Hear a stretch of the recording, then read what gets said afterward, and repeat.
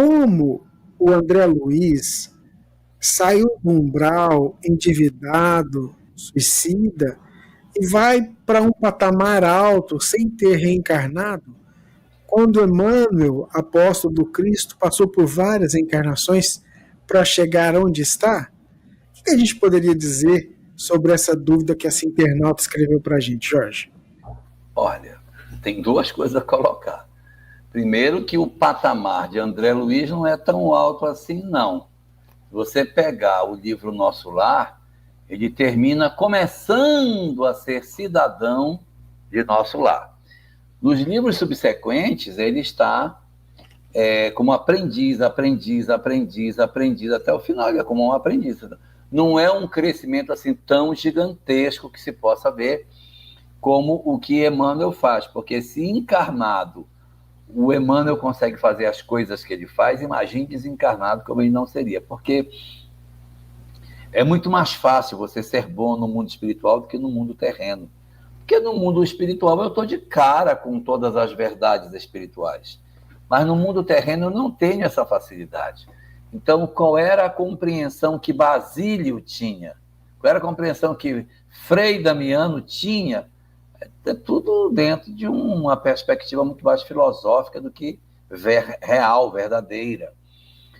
Então aí a gente vê Emmanuel numa condição assim bem mais robusta, porque só quando André Luiz reencarnar que a gente vai saber se aquilo tudo que ele tem realmente se configurou como uma verdade. Às vezes a gente, no mundo espiritual, tem toda uma proposta de mudança, mas quando encarna não tem.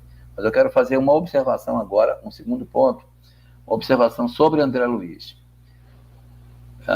Eu estive uma vez conversando com Haroldo Dutra Dias, sobre essa questão, e o Haroldo me comentou uma coisa, eu não posso dizer escrito, porque eu não vi escrito, mas Haroldo comentando que Chico teria comentado uma vez que a história de Nosso Lar não é de uma única encarnação, que a história que ele passou no umbral não foi da encarnação que ele foi médico.